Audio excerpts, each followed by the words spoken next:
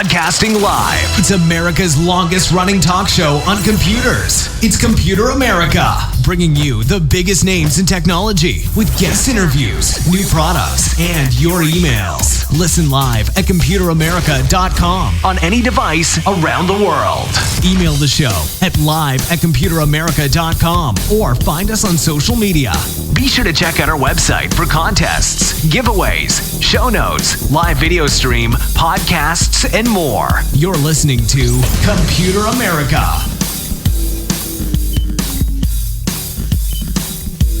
Hello and welcome everyone into the Computer America Show. We are the nation's longest running, nationally syndicated radio talk show on computers and technology turned podcast. Everyone, welcome into the program. We hope that you're doing well and you are ready for a great show today because we have a guest. Yes, and today's guest is going to be all about the MetaVerse, and you have definitely heard of it by now. I can't even say you might have. You've definitely heard about the technology, the space, what it is, what it isn't.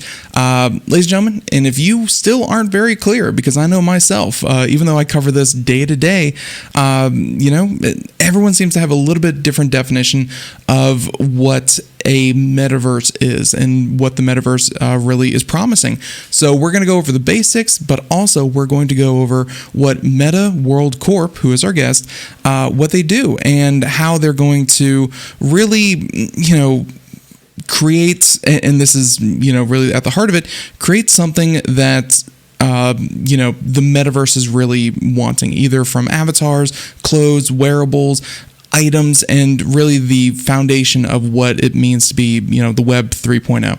So if all that sound like buzzwords, don't worry, we're going to clarify. Everyone, computeramerica.com. That's where you'll find everything, including links to our guest website, anything that we talk about, past shows, future shows, podcasts, archives, video.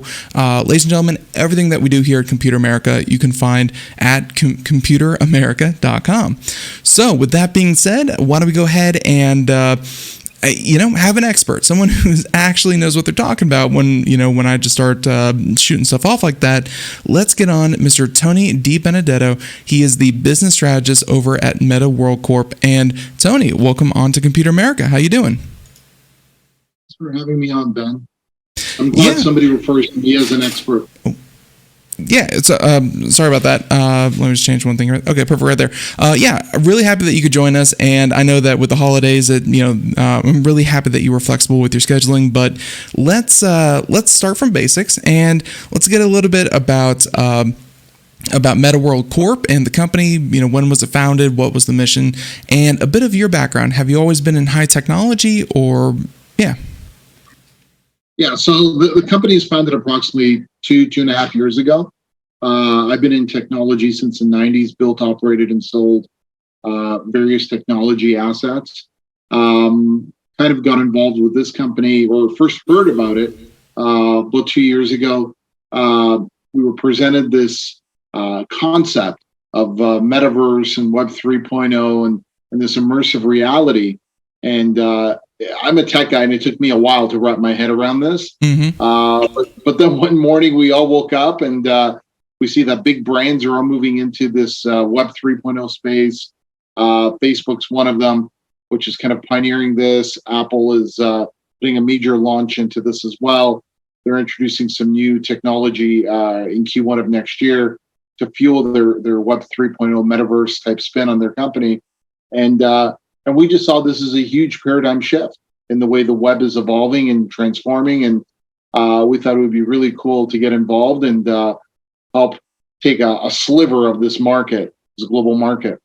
Yeah, it's certainly a fast-moving space. We've definitely seen, even over the last 2 years, a lot of people, kind of move in, move out, and it's almost like the dot-com, and not to say this is a bubble, but it's almost like the dot-com bubble on steroids, where companies come in, try to make their mark, kind of seem to, close up shop overnight, and then 100 companies come in after them, trying to fill the space. And it's a very nebulous idea, but at the same time, there is permanency. There is, there is something behind this, why don't you kind of explain MetaVerse to us? Because you said Facebook, and obviously they're now Meta. Is the MetaVerse just the thing Facebook created? Is the MetaVerse kind of an all-encompassing idea, kind of like the internet? What is the MetaVerse? I'm going to use my analogy. I think my analogy is probably very simple to understand. The evolution of the web started with Web 1.0 in the late 80s, early 90s, where people had a static web page, static banner ads, and that was the internet. It evolved then to Web 2.0 with the introduction of social media. So Instagram, Twitter, Facebook, users now can create content and share content and can comment on content. So it becomes more of a two-way interaction versus Web 1.0, which you were just staring at somebody's static web page. Web 3.0 now is the evolution of Web 2. So it becomes an immersive internet. So now augmented reality. So you're part of this content. You can share it visually, see it, experience it, either using Oculus goggles or some sort of headset, or just using a standard your phone or a PC. So it's more of an immersive experience. People get engaged, and you experiencing it at a different level. So it's the evolution of the web. Gotcha. Yeah, and that is obviously going to intrigue a lot of people, because I can't think of anyone, at least in my day-to-day life, that doesn't go on social media, post, read, comment, interact in some manner. And then you're saying that, kind of Web 3.0 is taking that engagement and then just cranking it up to 11, just immersing yourself. And that's, that I'm sure is very, very appealing to a lot of people. And Web 3.0, I guess, does something, well, I should say, actually, I'll kind of let you explain it. Cryptocurrency is something that kind of came along first, and then obviously the metaverse and this whole idea came along second.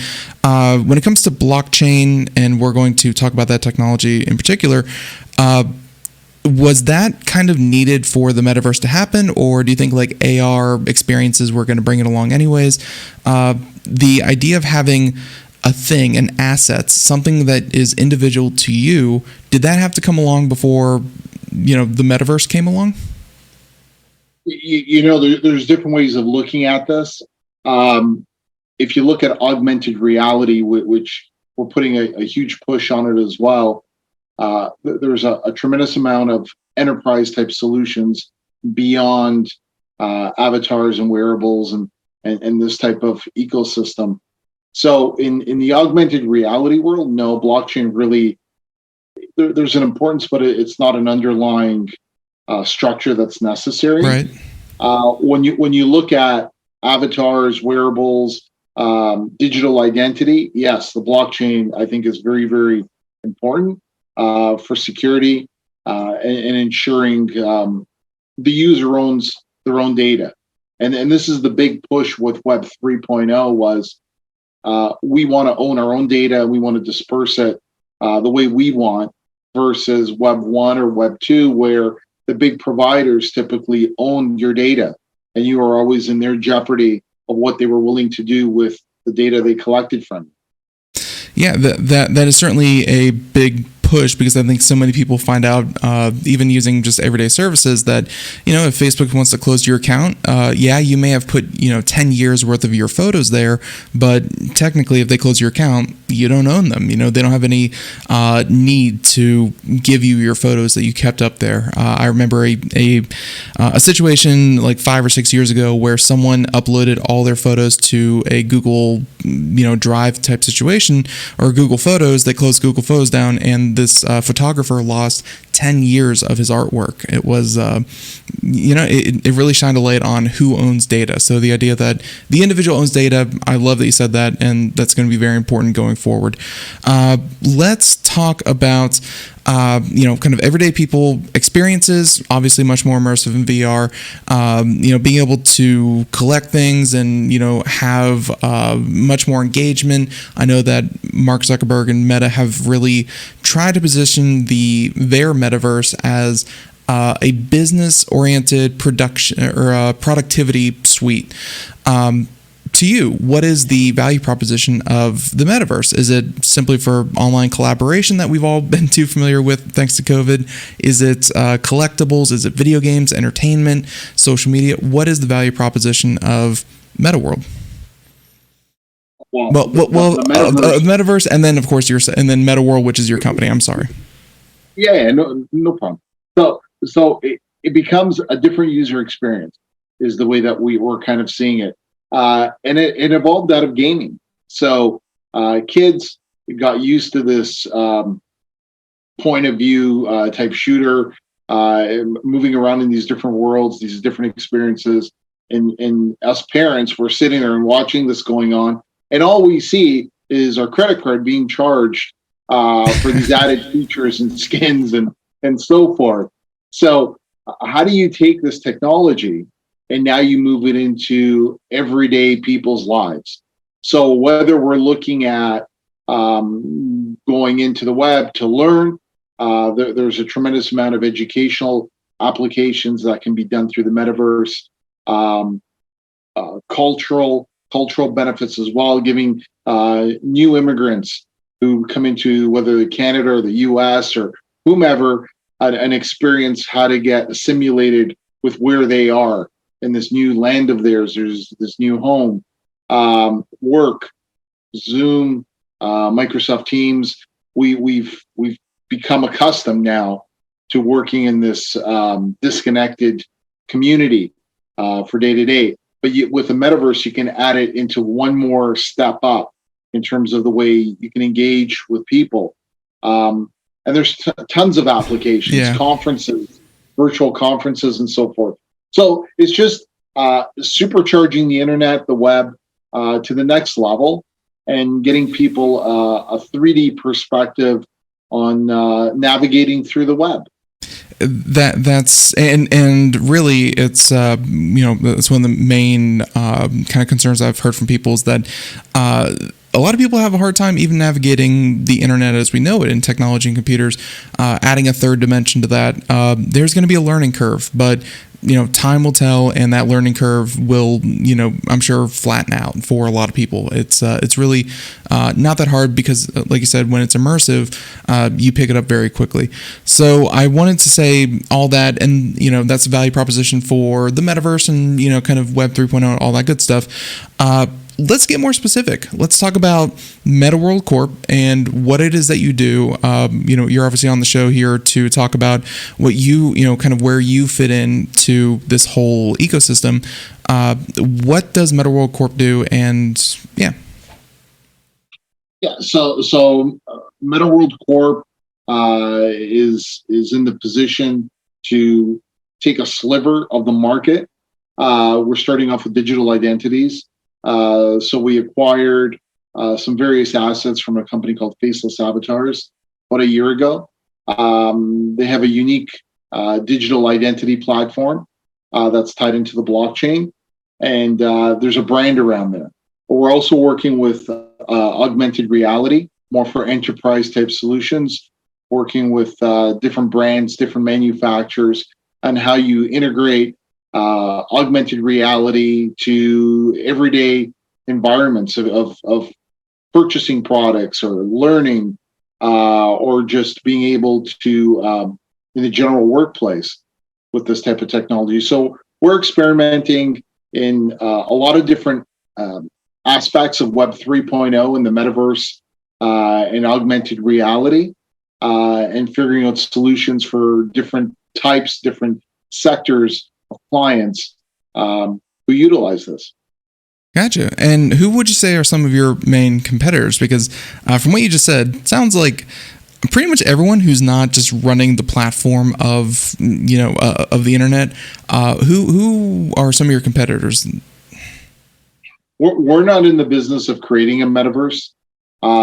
So we're in the business of creating solutions that operate in the metaverse. So when you look at competitors, you can look at Facebook is one. They're building out their own ecosystem. You have Sandbox, you have Sonium Space. There's a variety of them. There's a lot of different players. And this is I'm going to call it like the Wild West of when the web first came to market, where there were a lot of players. Everybody's trying to figure out how to stake their claim in this new gold rush. And we're, like I said, we're focused on digital identities, solutions around digital identities, and then augmented reality more for enterprise type solutions. So there's a lot of competitors. Ultimately, everyone's going to try to figure out their own niche and where their big value propositions are within the landscape. So kind of blue sky with me here for a minute. Let's say, MetaWorld Corp is, 5 years down the road, everything's going well. What are some of the use cases for your customers? Is it that they have, this is my MetaWorld identity, and you take it from one ecosystem to another? You play video games with your avatars. Your assets are transferable from one game or one community to another, or is it kind of more focusing on that corporate level kind of, you have like Apple has their own campus out there in Cupertino, and they have a virtual campus that's run by MetaWorld. What is a good success case for your company? Well, the starting point, if you look at avatars and digital identities, one of the big challenges that exists today is interoperability. There's a lack of. So depending on which platform you decide to utilize, if you're using Facebook's platform or using Sandbox or Sonium Space or the countless other ones out there, essentially the problem that exists today is for every environment, you're going to need your own digital identity, your own avatar. So there is no interoperability. So this is one of the value propositions that we bring to the market, is one avatar. Your digital identity now is cross-platform. So you can move around into different environments. Nothing really changes. You have a uniform look and feel. And also the data that you collect is your data. And it's all tied back into the blockchain. So this idea... starting point. Yeah, and so this let's actually touch on security, because you've mentioned it a couple times. I think that the humor side, some of the trolling that went on with especially like the Bored Ape Yacht Club and stuff like that is, these people investing a lot of money into a verifiable image that they have paid for on a platform, and say that this is my image, and they can back it up with the blockchain, all that good stuff. Just copying and saving images is one thing.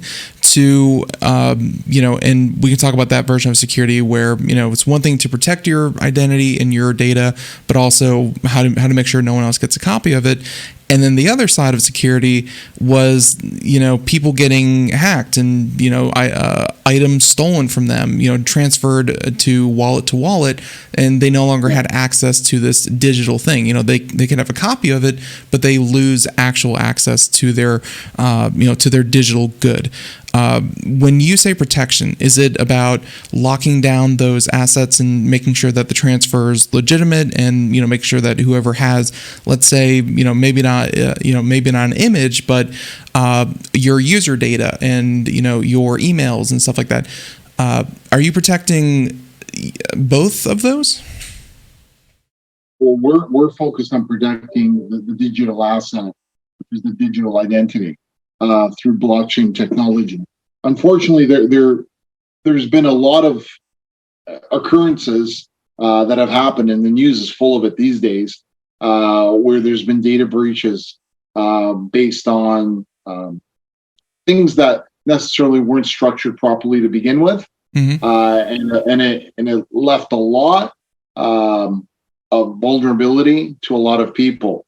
So our main focus is creating something very secure, that the user owns and controls, and also deems value based on it. So this is where the big efforts are being spent right now. And I completely understand, because some of those really what we've always seen is some of these websites, some of these crypto exchanges, big companies that exist in the space. Man, when you say the Wild West, it is the Wild West because anyone can throw up anything if it gets enough traction, if enough celebrities kind of get behind it or get paid to get behind it. Man, people get taken every day in this space. And actually, that's a good way to kind of breach my next subject because this area is so new. When you were building your team, if you want to talk about a couple people that you have working with you, there's not really anyone who's an expert in Web 3.0 and Metaverse that's been in the area for more than, let's say, 10 years. 15, 20 years ago, we were still working on the internet. When you're looking for people to help you realize your vision, who did you find, and what were some of the skills you were looking for? So you nailed that one right on the head. So when you look at this disruptive technology or this newly created technology as it starts coming out to market, one of the biggest hurdles with companies is where do you find talent to help build these teams and to go forward. So this is something through my experiences, and like I said, I've been involved in a lot of different technology companies. You always try to surround yourself with the smartest people around or available, and with great people, you can build great things. So we were fortunate enough that we were introduced to several of these, I'm going to call them evolving pioneers of this space very early on. And we use this as the foundation to the company when we started discussions with them. And they moved over and they're the architects of building out specifically on the digital identities and avatars. Mm-hmm. This is their specialty. So that's how we kind of moved it forward. Very, very cool. And obviously this is going to, still take a lot of work. And when you see your, I guess the hurdles that you have to overcome to really get this, to kind of move forward, is it going to be more negotiations with, companies and, different ecosystems like you were talking about? Or is it going to be, hey, getting random person to try out your, to adopt your service and kind of do that thing? Is it interoperability with the platforms, or is it everyday user engagement? What's kind of the next step? It's both. So, you need to create partnerships with the different environments that allow this seamlessness to occur. And then it's building a community based on users and create an environment where people want to use the product because they see benefit. There's loyalty rewards attached to it as well. It has to work in many different ways. So just focusing on one or the other isn't going to build the solution. It's an all-encompassing effort. Gotcha. So, and now you have this platform, you have the avatars, you have the security side of it, all this together. When this all comes to fruition, let's say someone really goes headfirst into the metaverse. What is the value that they see there? Because you can't just say, oh, you get to check your email in 3D. There has to be some value there. I was reading on your website, and anyone can go check that out. Again, we'll have a link to it. But I know that on your site you mentioned things like privacy and kind of control of your data, as well as just kind of tell us about the value proposition of getting into this. Well, the value proposition is just like the web. I remember, so I've been in the IIT forever, and back in the, I would say, mid-90s, one of our customers came to us and says, hey, what do you think of this internet or web thing? And I said, it's just a fad. It's going to come and go. Right? Was I wrong on that one there? But essentially what's happening, like everything else in tech, you get forced to use specific technology like smartphones.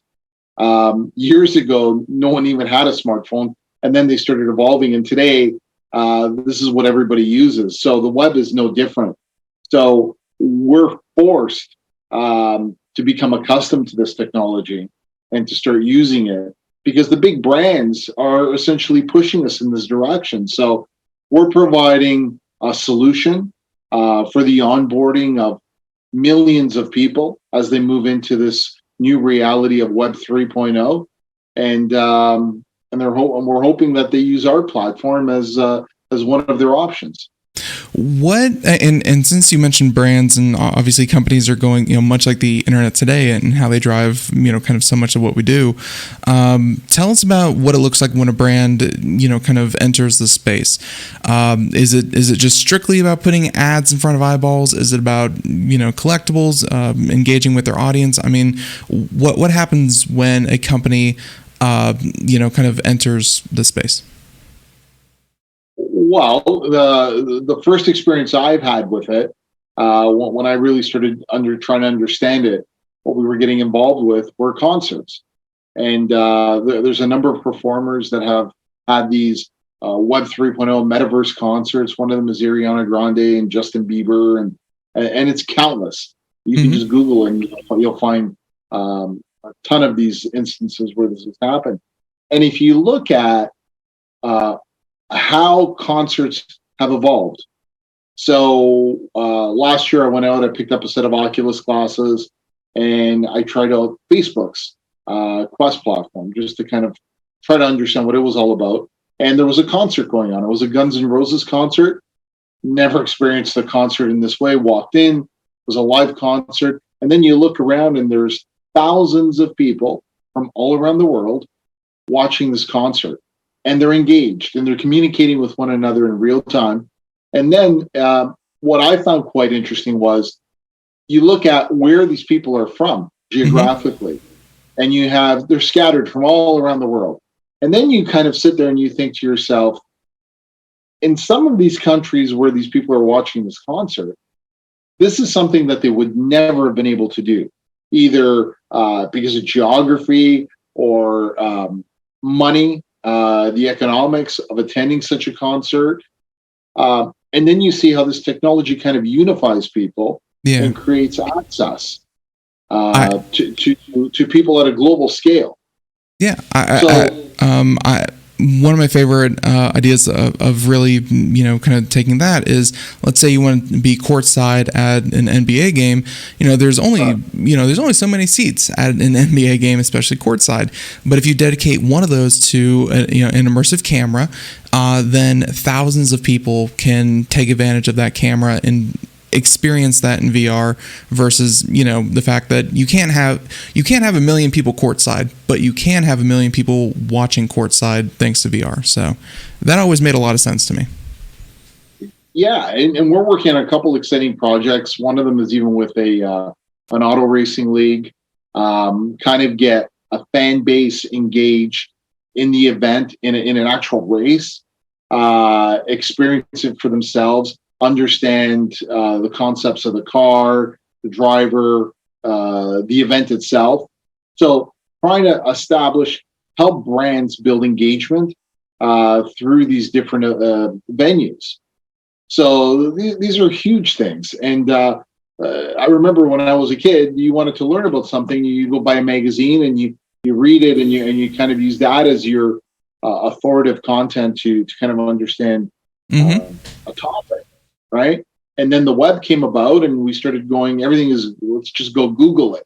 And that became the norm.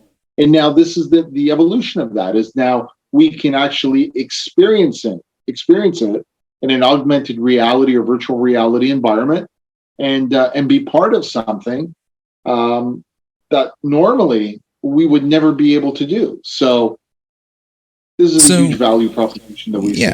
So Tony, in your opinion, if someone wanted to kind of experience this for themselves right now, how would they experience the metaverse? Do you recommend people just jump right in and go get some kind of VR headset, and what experience, or just kind of go on their phone like you were saying earlier? What companies really give you the best VR experience? Is that going to video games? Is that going to Meta and Facebook and trying out their experience? What's a good kind of first impression people can give themselves of the metaverse? For me, I'm going to use what worked for me. I went out and picked up a set of Oculus glasses just to kind of understand what this was all about, and it blew me away. So I think that's that's a great way to first come and see. But you don't necessarily need Oculus glasses. There's tons of ways. There's a lot of our partners like Sandbox or Sonium Space. You can just log in on your PC or your phone and just experience that in a two-dimensional way. So I don't know. For me, the Oculus was a game changer. Right. Yeah, and I really felt the same way the first time I played, some games personally, where you get to move around in a 3D space, and it was very, very immersive. But it's also a technology that is not the most accessible because you need a decent computer, or in some cases, even if you can just slot your phone in, that phone itself is still $1,000, kind of a proposition plus the hardware. It's getting there. It's getting a lot better, but we still have a ways to go for, kind of the technology to make it super, super simple as it is, for the internet today. So let's talk about, and because, you're going to be dealing with a lot of these brands and companies and, people who want to advertise in this space. I think that's been the fun thing about VR for me and, just the metaverse in general is what used to work doesn't really work now work in this space because I remember the first idea of advertising in VR was, you put banners in places that people can see them and you put your ads in those banners. And, they found that wasn't very engaging. And then there's the opposite side where I'm sure people can think of Black Mirror, where it's like, open your eyes, you have to watch our advertisement or else you can't continue with the experience that you're doing, which is dystopian and scary to people. When it comes to, kind of marketing and branding yourself and, kind of doing these things in the metaverse, have you found a good way to, kind of engage audiences, but also not disturb or disrupt them in a lot of ways?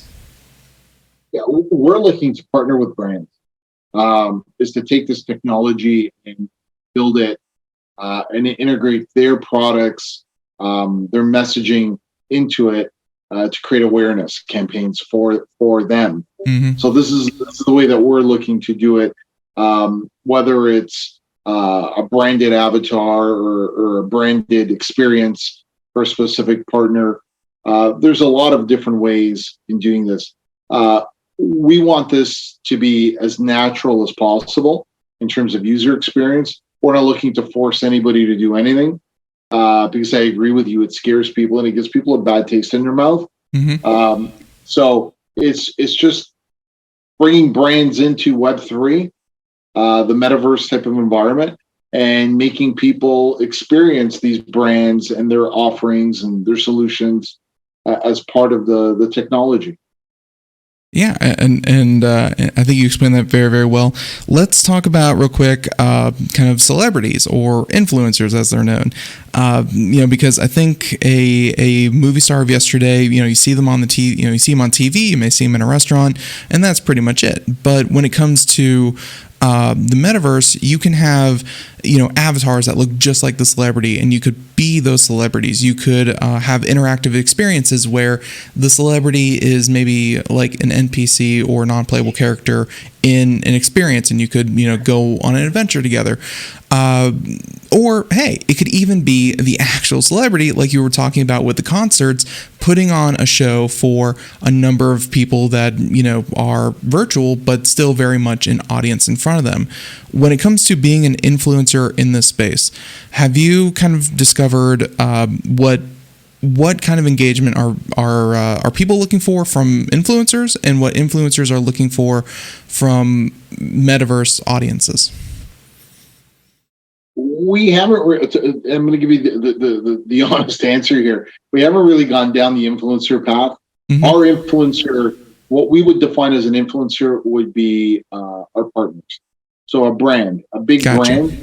brand, and we help them promote their story, tell their story. That's how we see that world there. But I don't think it's in our cards to bring on a celebrity to promote our product. That's really not our strategy. At least right now, it's not. So that's where we would see that. Well, I think at this point, if you have $40, I'm sure you can get Snoop Dogg. He seems to be in just about everything. So you can work on that. But so jabs aside, and Snoop Dogg, don't get mad at me. So jabs aside, I think that we've kind of covered, the metaverse in general, and of course, people can go check out your website as well. And Tony, I'll let you kind of decide. Is there anything that we didn't touch on, or anything that you wanted to discuss before we kind of wrap it up? No, well, I encourage people to go to the site, go register for information. It's MetaWorldCorp.com. And there's going to be some interesting announcements that we're going to be putting out probably just after Christmas. And I think it's going to be really exciting times for what we're doing right now. Perfect. And I definitely look forward to hearing those announcements. And like you said, this is a very nascent, young field. And I think it's going to take a lot of flexibility for what it is that you're doing, but also a lot of flexibility for, kind of what this can become. So I want to thank you so much, Tony, for kind of joining us and telling us all about this. I know that it's been a little while since we had a back to basics like this, but it was a lot of fun, and you're very, very knowledgeable. And hey, I'm sure that your team has a lot of work ahead of them. So best of luck. Well, thank you. We'll be back when we make some major announcements, and we'll love to have you back. Love to have you back for sure. So everyone, once again, computeramerica.com. We'll have a link to the website. And in the meantime, everyone, have a great day. Thank you so much. Catch you next time. Bye, everyone. Thank you.